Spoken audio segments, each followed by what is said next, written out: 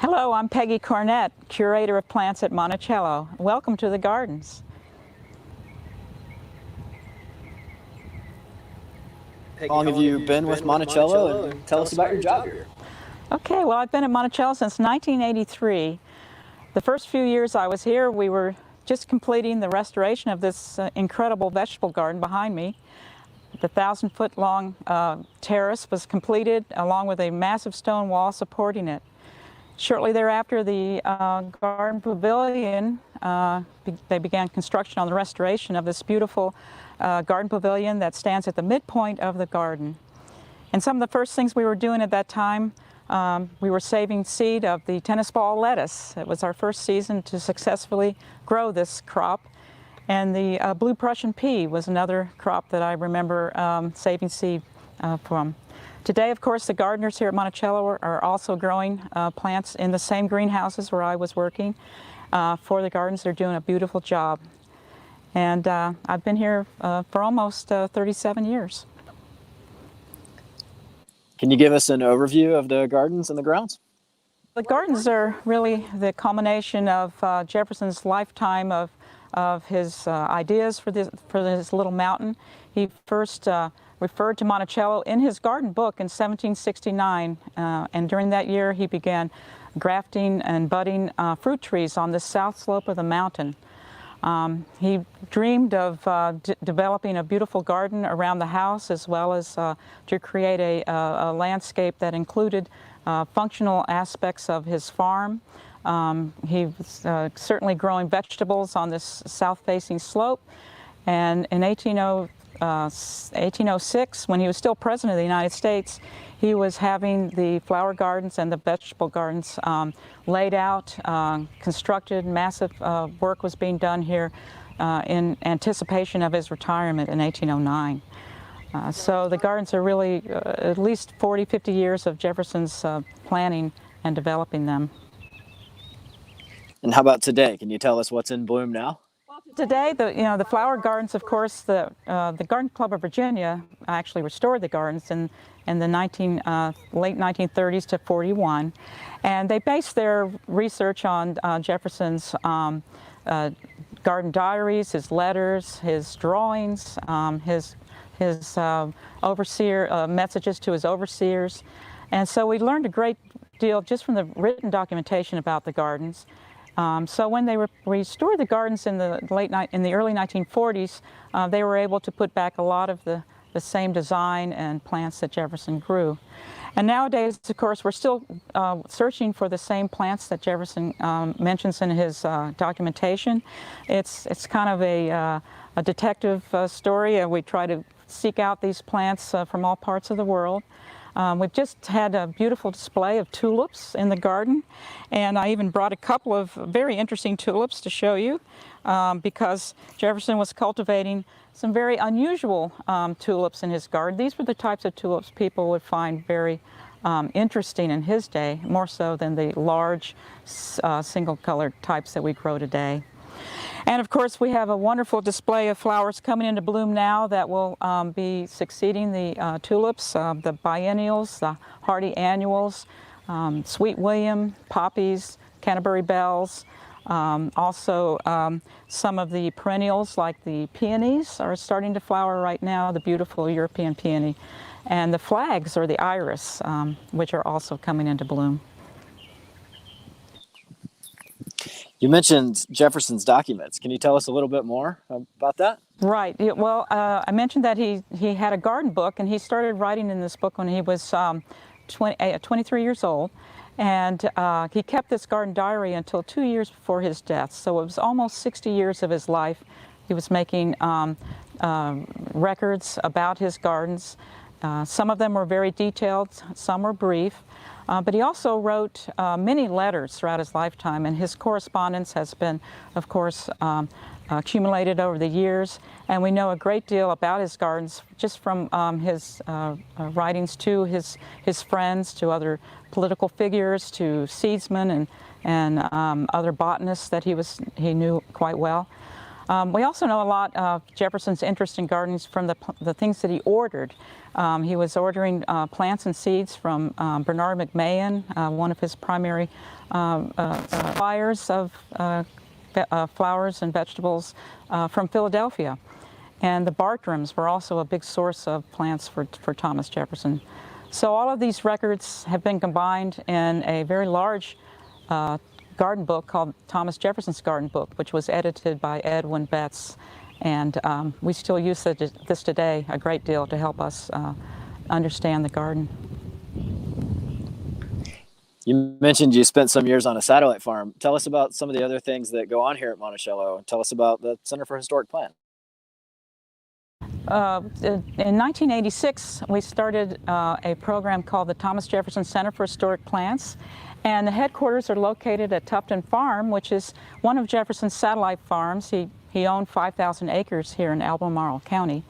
And the Center for Historic Plants, their mission is to collect and preserve historic plant varieties, to propagate them, and to educate the public about the importance of preserving historic plants. You know, a lot of people are interested in maintaining native plants, which are very important, but there are also a number of cultivated plants that can be endangered if they're not kept in cultivation. So the Center for Historic Plants not only collects vegetable crops, but also ornamental plants as well, roses and historic plants such as that. And the center has still thriving.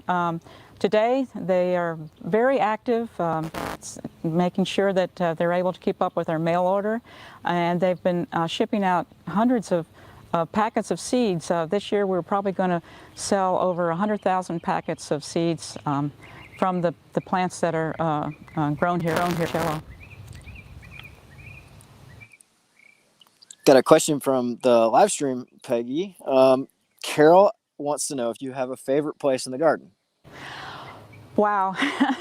Well, I do love being in the flower gardens. That's always a special time for me. I love, you know, walking through the vegetable garden. I could do this several times a day and see the crops. But I also have a special love for the woodlands here at Monticello, and I do spend a good deal of time studying the wildflowers that grow in the mountain, and trying to keep track of them, because they're the same types of plants that Jefferson talked about in his garden diaries.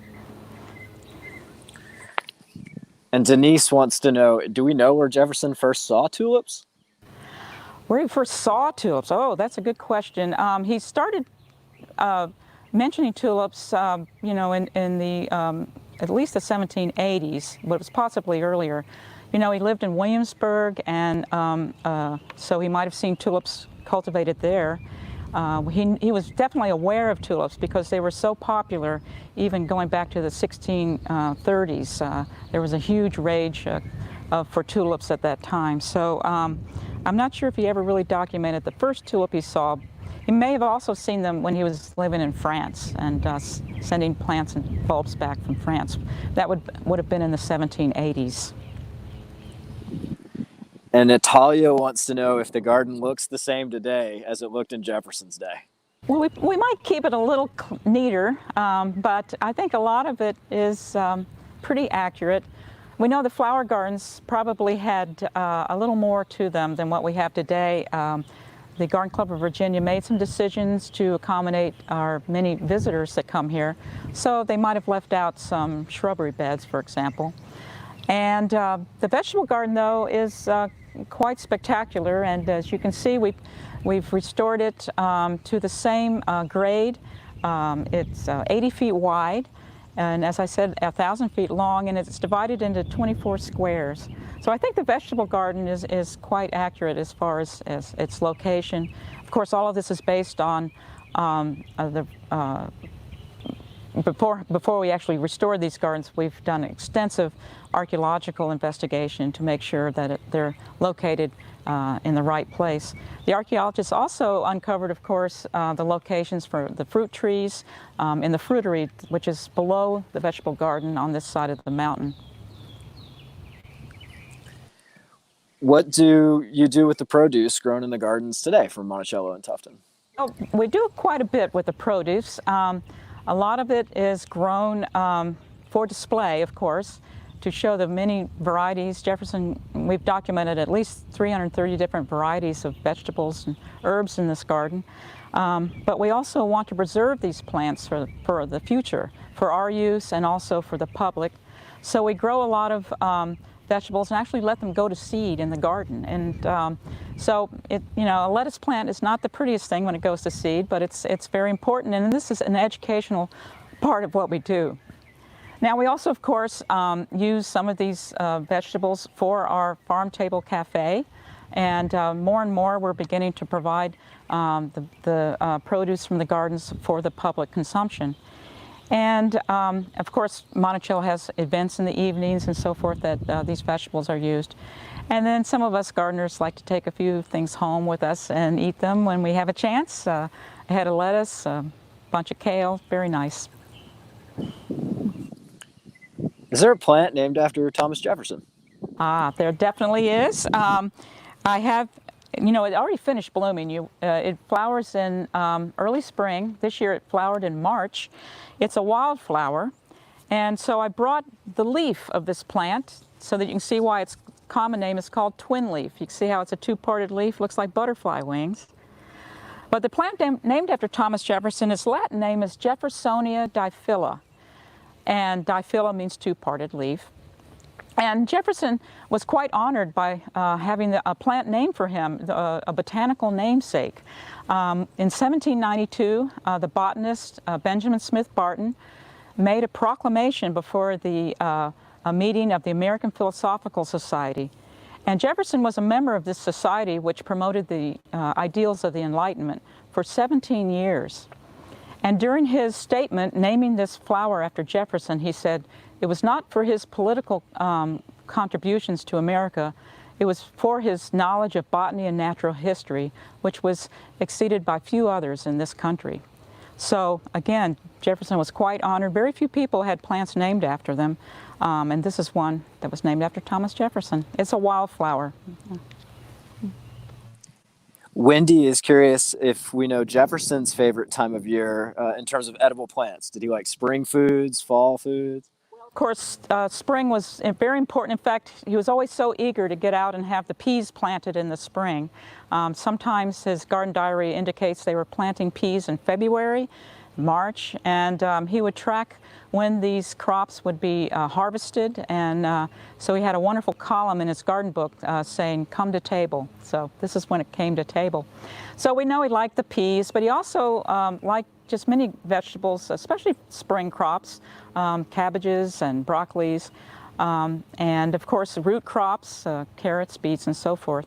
But Jefferson was also growing some very unusual crops in his garden that, for his day at least, such as tomatoes and crops like sesame. He was very interested in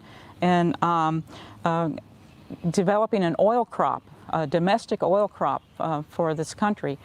Olive oil was very scarce and difficult to obtain. It would be rancid by the time it made it here from Europe. And he tried growing olives and he wasn't successful. But he did have some success growing sesame and pressing it for oil. And in fact, they had a blind taste testing when he was president at the president's house, and the sesame was a favorite oil. Jacqueline asks if you have any Jeffersonian advice for us novice gardeners. Well, Jefferson's granddaughter was very concerned about her garden at one point, and he said, well, the problem is your soil is too lean. And next year we're going to add a lot of, well, let's say manure to the garden, and so that your vegetables and your flowers can bid defiance to disease and insects. And so really his cure for a lot of gardening ills was to really have a good foundation, a good soil, and we can all believe in that today. So enslaved people kept these gardens. Did they have gardens of their own at Monticello as well? Absolutely.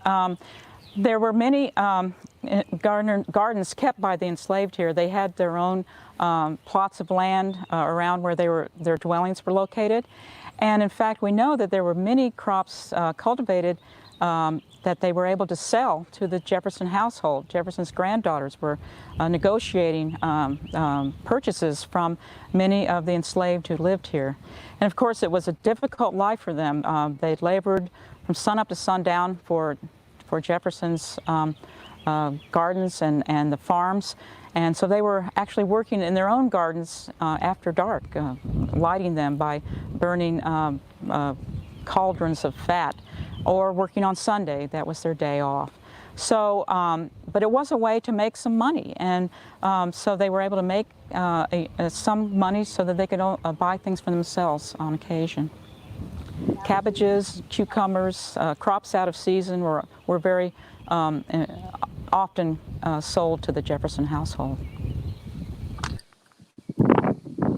And there were plants that had African origins or Native American origins in the gardens? The other squashes and were Native American, of course. From Africa, there are crops like eggplant and the sesame, and of course okra. And Jefferson had some interesting planting schemes for okra. One year they were planted around an entire square of tomatoes. And they also have an interesting recipes for an okra stew that's sort of like a gumbo, what we would think of as a gumbo today, with tomatoes, okra, potatoes, and some other vegetables. It sounded delicious, actually. Yeah. And Laura is curious if we have Lewis and Clark plants growing at Monticello, and what kinds? Yes, indeed. Part of Jefferson's interest in sending the expedition to the west was to bring back plants to the east, and he was very interested in crops. And so, when Lewis and Clark spent a winter with the Mandan and Arikara and Hidatsa tribes in the North Dakota, they were able to send back some of these crops. Today, we're still growing the Arikara bean, the Arikara sunflower, and the Mandan corn in the gardens. And they also sent back kind of ornamental crops such as the gaillardia, the blanket flower, and a plant named Linum lewissia, which is named after Meriwether Lewis. It's a beautiful blue flax. They sent back Clarkia, which was named after William Clark, a very beautiful annual flower. And they also sent back the snowberry. And this was a very popular plant for the grandchildren especially. It has a beautiful white berry. It doesn't do very well here in Virginia, but it is a very abundant plant on the West Coast.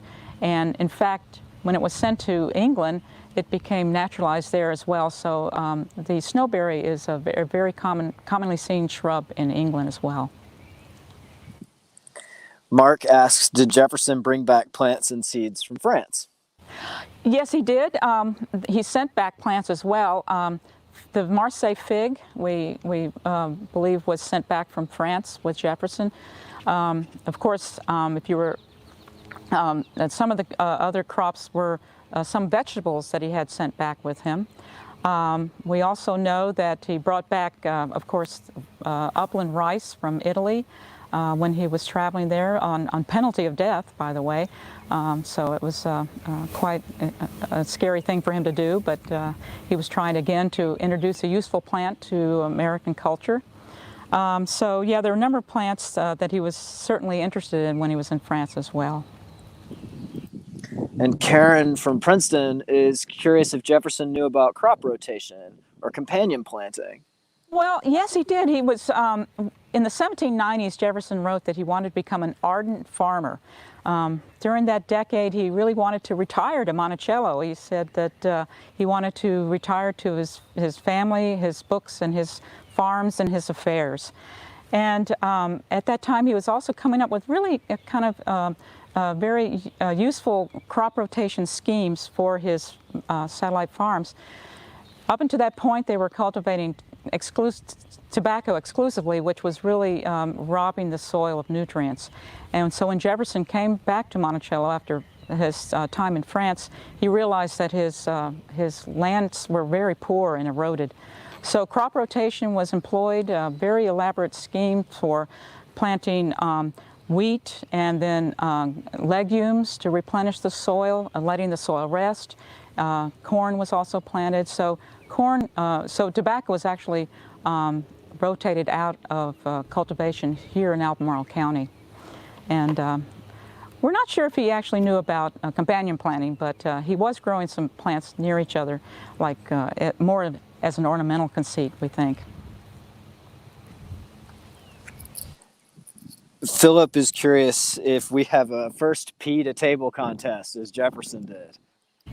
We've done this on occasion, not this year, but I think we would win it this year because everything went into the ground so early, and we've had a very mild spring, and we haven't had killing frost since early March.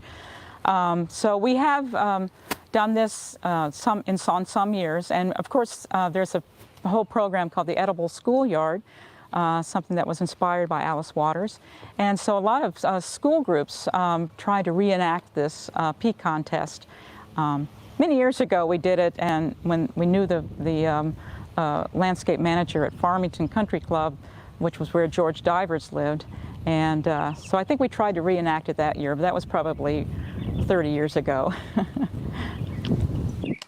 And Lee wants to know if Jefferson kept having tobacco grown. Tobacco never stopped being cultivated down in Bedford County, where Jefferson had his retreat home at Poplar Forest. Tobacco was a very reliable cash crop, and Jefferson was also often strapped for income, and so it was very difficult to stop growing it altogether, but he did want to transition to wheat here in Albemarle County. Are there any original trees at Monticello from Jefferson's time? Well, we had two original trees near the house, two tulip poplars, beautiful stately trees. Jefferson loved the tulip poplar. He said the tulip poplar and the white oak were the Juno and Jupiter of our groves. They were taken down in recent years. 2008 was the largest, oldest tree taken down. And then in 2012, we took down the second one, which was near the house. And when we had the rings counted, we dated that one to 1808. So we know that was an original tree. Now, there are other trees on the mountain that we speculate might be original, and we really won't know until we're able to verify them scientifically by dendrology. There's a red cedar that is believed to be from Jefferson's day, but we still don't know that for sure. Yeah. Claudia wants to know if the grass was kept mowed then, if it's different now. I think we probably manicure the grass a lot more nowadays than in Jefferson's day. Of course, there weren't lawnmowers in his day, but they would sickle and scythe the lawn probably 2 or 3 times a year. He did grow grass and wanted it around the house, and he also wanted grass established down in the woodlands where he created a grove. He wanted to open up the woodlands. He once wrote that under the constant beaming, almost vertical sun of Virginia, shade is our Elysium. So he wanted to open up the forest and limb up the trees and plant grass beneath them so that you could walk unencumbered through this shady, meadow-like environment. But no, I think Jefferson's grass and his lawns were probably a little rougher than what we see today. And also, did Jefferson bring grapes from Europe to try to make wine here at Monticello? Well, he did import grapes here. He was he really had some refined taste, you might say, when it comes to wine. And he was trying to grow the European grape here, the Vitis vinifera. And it is a very delicate grape, you might say. It's not as vigorous as our native grape. And so we know that he never really was successful in making a bottle of wine at Monticello, as far as we know. There were many attempts to establish his vineyards here, but we are successful with the native grapes, and our restored vineyards today are actually grafted, European grapes are grafted onto the very vigorous rootstock of our wild grapes here in Virginia. And this is done all over the world because there are many diseases that our domestic grapes are resistant to. We hear a lot about bees. Do we have bees here at Monticello? Actually, we do. We have a beekeeper who is maintaining beehives here at Monticello. They're a little bit off-site, it's quite wonderful because we're able to have them pollinating our gardens, and we're harvesting honey from them, and wonderful products are being produced from the honey coming from the beehives. The honey, the raw honey, is so delicious, and one of my favorite things is the soaps that we're making with honey in them. It's just, they smell wonderful. So definitely check out some of the things that we're producing from our own beehives here at Monticello and also at Tufton Farm. Quite a few bees are kept there as well. Calvin wants to know if there were similar gardens at Poplar Forest. Well, Poplar Forest was quite a unique landscape. It's even hard to explain. It had curtilages and rows of mulberries and mounds planted with weeping willows and golden willows, and so it was a very unique landscape. But he did have a vegetable garden there, and I understand today that the archaeologists are making a good progress in actually determining the location of the site of the vegetable garden. And they're also replanting the clumps of trees that have been that were documented by Jefferson, and they've been able to figure out that they were in a very unique spiraling configuration.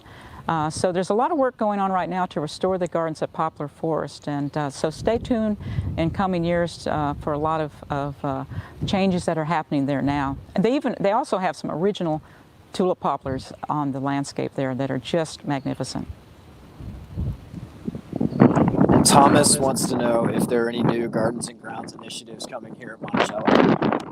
Well, I think that recently one of the most important things we're doing is developing the Center for Historic Plants into more of an innovative farm to demonstrate farming techniques for small-scale farming. So they're expanding what is being cultivated there out into the fields beyond just the 3-acre nursery area at Tufton. I think there's going to be a lot going on in future years to see at that location.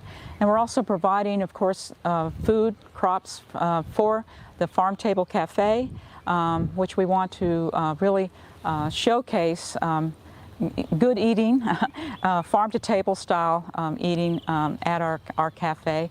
So we're really making a big effort to provide so much of that for our guests who come here. All right, we have time for one final question. If you could just tell us a little bit about what's going on right now with the gardens, with the closure, and what's the next couple of steps? Well, we've had, essential staff is maintaining the gardens today, and they're doing a beautiful job. I don't know if you can see how everything looks so pristine in the vegetable garden, and the flower gardens as well are really looking nice. So when the time comes when we can open again, we certainly hope people can spend many hours wandering these gardens and learning more about them. We do a lot, of course, live stream like we're doing today, and we have a lot of social media opportunities, such as we hope, if you haven't already, we hope you'll join our Monticello Farm and Garden Facebook page. Monticello has several opportunities through the different departments to join Facebook pages, the archaeologists, for example. And we're also trying to just reach out as much as we can to our many friends out there who may not be able to come here today, but will soon.